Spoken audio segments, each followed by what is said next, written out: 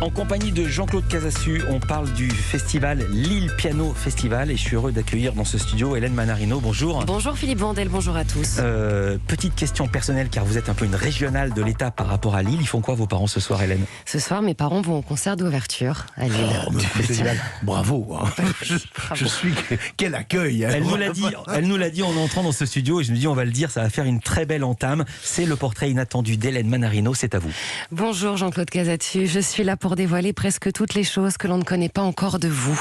Alors en général, je commence ce portrait par le surnom de l'invité. Vous en aviez un, Nono, mais votre papa détestait. Donc ce surnom n'est pas resté très longtemps. Jean-Claude Casassu, vous êtes un grand passionné de tennis. Vous y jouez depuis toujours. Comme vous dites, le tennis me fait respirer, c'est ma joie. Mais vous jouez 2 heures dès que vous pouvez. Vos adversaires ont parfois 30 ans de moins que vous, mais ils n'arrivent pas à vous suivre. Alors ce matin, je vous propose que l'on fasse finalement un peu le match de votre vie, avec un premier service, l'enfance, petit garçon rêveur, avec votre chambre du 6e étage. Vos parents étaient souvent au théâtre, donc le soir vous étiez gardé par des nounous. Vous aimiez ne pas vous coucher avant le retour des parents, sauf qu'il fallait le faire pour ne pas vous faire disputer. Vos parents venaient toujours vous faire un bisou quand ils rentraient. Vous faisiez attention d'éteindre la lampe de chevet de votre chambre 1 heure avant le retour pour pas qu'elle ne soit trop chaude. Wow. Car ils vérifiaient. Oh dis donc, c'est la Stasi les parents. Ah oui, j'étais sous surveillance. Ouais. Vous n'aimiez surtout pas décevoir votre maman, dont vous étiez très proche. L'immense comédienne Gisèle Casassu que j'ai eu la chance de connaître. Et oui, la nuit, vous aviez peur parfois, donc avec votre lampe torche, vous faisiez des signes à votre sœur qui se trouvait dans sa chambre à l'autre bout du couloir. Votre sœur qui vous a toujours beaucoup admiré, d'ailleurs, et que vous embarquiez dans vos bêtises, vos activités. Vous aimiez jouer aux arcs, aux fléchettes. Vous disiez « je suis très adroit de mes mains ». Et vous avez un jour demandé à votre sœur de se mettre debout devant un mur, une pomme sur la tête, et vous deviez viser la pomme. Bon. Et vous avez visé à côté, Ouais. heureusement. Ouais. Sinon, c'était son ex-sœur. Vous n'aviez pas peur de grand-chose. Vous aimiez vous cacher sur le balcon du 5e de chez vous pour tirer avec un fusil à plomb en bas sur les glaces du marchand de glace, pour qu'elles explosent sur le visage des passants. Attendez, c'est vrai ça? Les glaces de hélas. Monsieur Roméo. Vous visiez toujours très bien. Parfois, vous jetiez du pain et des biscottes. Ouais. Et le concierge avait tout récolté. Il avait tout montré à vos parents. Ils étaient très fâchés. Jean-Claude Casassu, vos plus belles balles échangées. Ça concerne la musique, évidemment.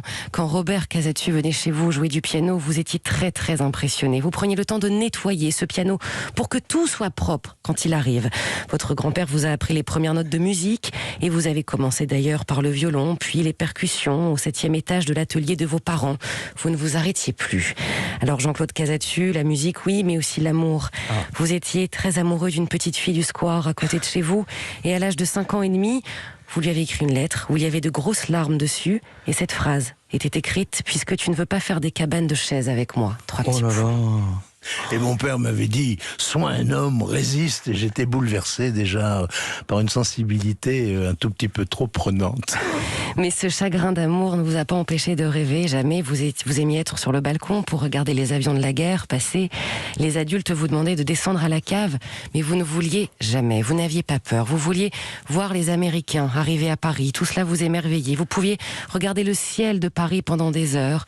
Jean-Claude Casassu, vous aviez envie de tenter plein d'activités, enfants, notamment l'équitation, mais cela coûtait trop cher. Un jour, vous avez rédigé une rédaction sur le cheval, très bien écrite, elle a été publiée sur la première page du Figaro. Votre récompense, recevoir l'équipement pour faire de l'équitation et la possibilité d'en faire, enfin. Vous avez toujours aimé le sport, les sensations fortes, encore maintenant, à plus de 80 ans. Tout le monde s'inquiète pour vous, alors que vous gérez absolument tout. Vous continuez le cheval, par exemple, sans mettre de bombe. Mais comme vous dites souvent, tout ce qui ne tue pas rend plus fort. Vous avez une hygiène de vie parfaite, le matin, petit déjeuner crétois, du thé, pain avec de l'huile d'olive, du citron et une pomme. Tous les matins, votre réveil, sport pendant 20 minutes. Vous cuisinez le maigre en croûte de sel à la perfection. Vous aimez le lièvre à la royale. Oui. Et vous faites surtout rire les autres avec vos imitations de Gainsbourg et d'Aznavour. Alors, Jean-Claude Casassu, jouer vous amuse, jouer au feu rouge, par exemple, vous faites toujours un décompte pour qu'il passe au vert, en essayant de deviner. Et ça marche? Combien de secondes il change de couleur. Quand ça marche, je suis très heureux, je me dis la journée va être bonne. Ouais. Alors, vous avez toujours été libre, Jean-Claude Casassu, dans vos convictions, vos envies, vos valeurs, la liberté de rire, de jouer, de penser, la liberté d'opinion dont on a tous besoin, une chose essentielle dans la vie de chacun.